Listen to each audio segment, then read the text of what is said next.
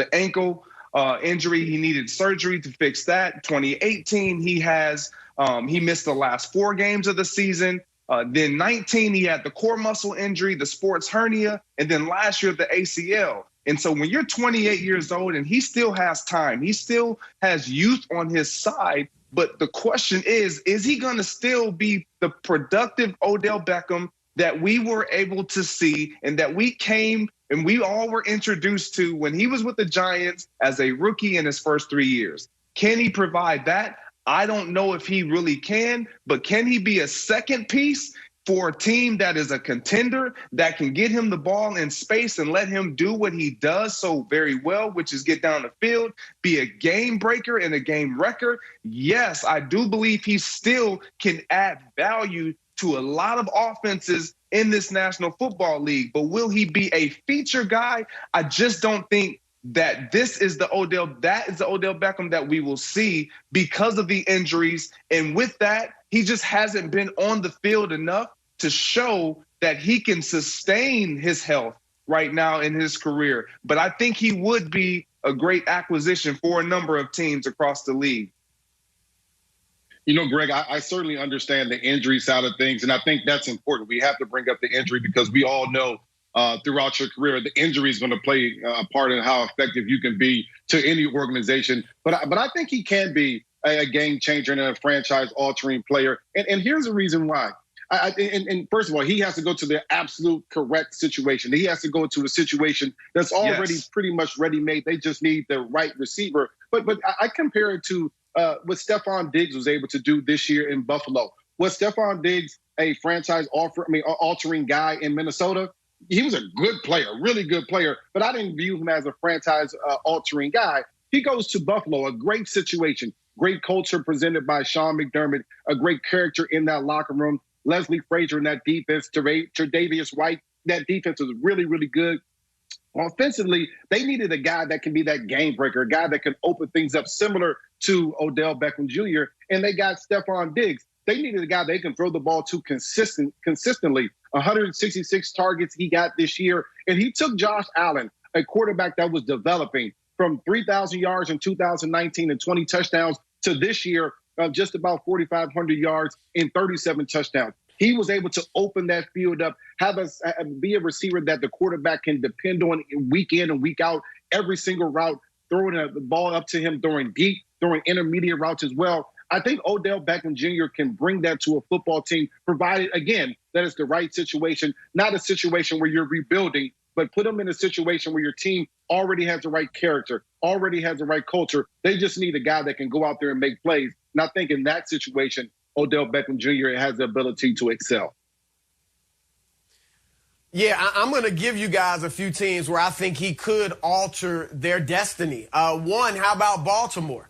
You know, Lamar Jackson needs a big play receiver. And OBJ, you know, can make up for some bad throws by the quarterback because we know he can go get the ball. And he also can turn a short route into a game-breaking play. So I would love to see OBJ. It's time for them to get Lamar the weapons. We always talk about, you know, is he a great passer? Can he throw outside the numbers? But as you mentioned, Brian, you saw what a great receiver Stephon Diggs can do for a young quarterback. We saw it in Arizona with DeAndre Hopkins and what he did for Kyler Murray. I'd like to see Lamar get a receiver like that before I say, oh, you know what, he can only hit the tight end. He can only throw it in the middle of the field. So I think that would be a good one. I think San Francisco, if they go ahead and get Deshaun Watson. I don't like OBJ there with Jimmy Garoppolo.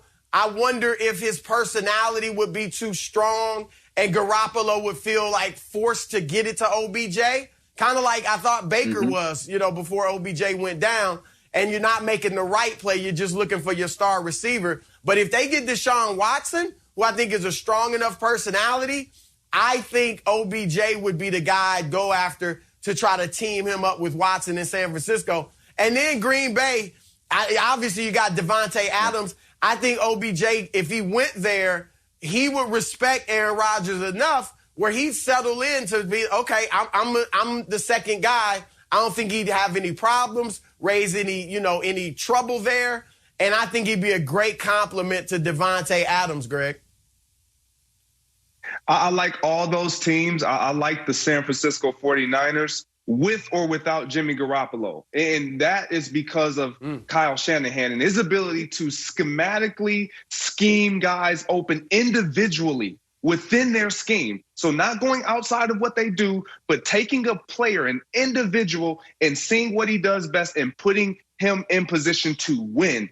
Odell Beckham, I believe, would thrive in that situation. And then you mentioned the Green Bay Packers. In my opinion, that's one of the front runners for me because of his Aaron Rodgers' ability to just get the ball to his playmakers and extend the play and be off script. Kind of the way Odell Beckham likes to play. He's not a real rhythm receiver where he's going to run every route on the route tree and just be in the pocket and you're 3-step drop, 5-step drop, and it's like hit him, hit him, hit him.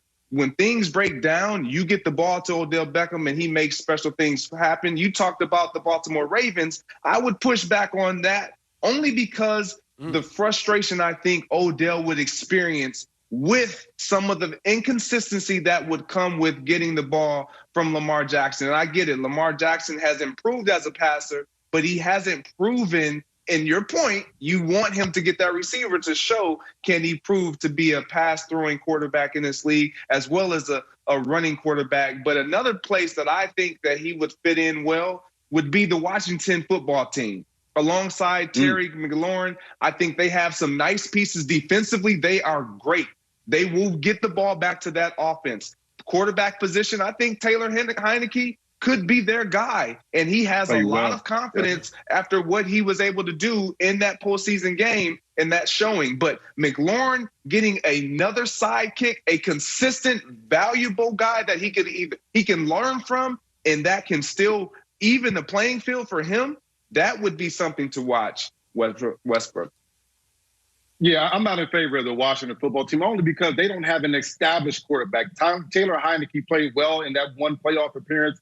But Odell Beckham Jr. needs to go to a place where they have an established quarterback that's going to say, hey, you run this route at 12 yards, you do your thing, and I'll find a way to get you the football. That's why I like Green Bay a bunch. You know, you mentioned the Ravens, and this is what I think he can help. Odell Beckham Jr. can help the Ravens. He's going to do a couple things. He's going to give Lamar Jackson that established receiver that defenses have to respect. So now they have to respect the pass game a little bit, and Lamar Jackson's going to have to be better at the quarterback position. But it's also going to force Greg Roman to be more versatile with that offense. It's going to force him to open things up. Or now you're going to have John Harbaugh wondering, why aren't you throwing the ball? Why aren't you getting the ball to one of our most explosive players on offense? And so I think it will open things up for the Ravens in the way that they certainly need to. And for Lamar Jackson, also give him a receiver that he can count on game in and game out, that he can throw the ball to consistently. And I think Odell Beckham Jr. can fall into that role very seamlessly. Here's a good thing about those two other teams. You talk about Green Bay and San Fran. He doesn't have to be the guy there right away. You go to Green Bay, Devontae Adams is a guy. Aaron Rodgers will find a way to get him the football as long as he's open. And then when you look at San Fran, Greg, you laid it out perfectly. That offense is about getting the ball to the open receiver, finding a way to stretch the field, run the football, and then some play action pass there. Odell Beckham Jr. helps all of that. He stretches the football field, opens up the running game a little bit more. You get him the ball in space, and he's one of the most dynamic guys with the ball in his hands in the NFL. And I just think as long as he comes back healthy, he'll be a help to any football team that he joins. I'll tell you guys one thing I don't really want to see from OBJ are tweets or Instagram posts about, you know, watch out, I'm coming back. Everybody's sleeping on me. I'll be back next year. They done forgot. I mean, that rarely works out. That's the only way that we know he's working out, though. Exactly. He can work out, but I just don't want to hear, you can post the workouts, but remember Cam, all that talk about what the Lions about to roar or something like that, and it just didn't happen. And OBJ was talking before last season too. I get that that's his personality. I don't mind guys being braggadocious like that, but I just think at this point, with all the injuries he's had, I just don't want to hear, just go out and prove it to me on the field. That's really all I want to see from OBJ. But Greg, why do you think, we talked about Stephon Diggs helping out Josh Allen, DeAndre Hopkins helping out Kyler Murray. Why do you think it didn't really work out that way in Cleveland with OBJ